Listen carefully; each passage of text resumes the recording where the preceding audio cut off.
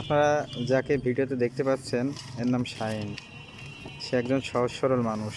গরিব হলেও তার মনটা অনেক বড়। কেন জানেন? যদি কখনো কেউ বিপদে পড়ে, সে তার সাহায্য সহযোগিতায় এগিয়ে আসে। কীভাবে জানেন? আপনার সে গরিব না মতে তার ছোট যেটুকু হেল্প করার ক্ষমতা সেইটুকু নিয়েই সে এগিয়ে আসে।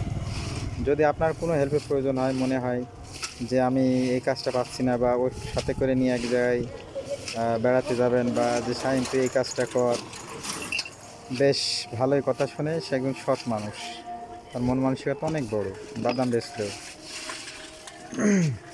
তাছাড়া যারা নিয়মিত পরিশ্রম করে, দু হাত দু পায়ে খেটে, মানে যাকে বলা হয় পাবাদারি করে, এরা আসলে সৎ নির্ভীক হয় এবং চরিত্রবান।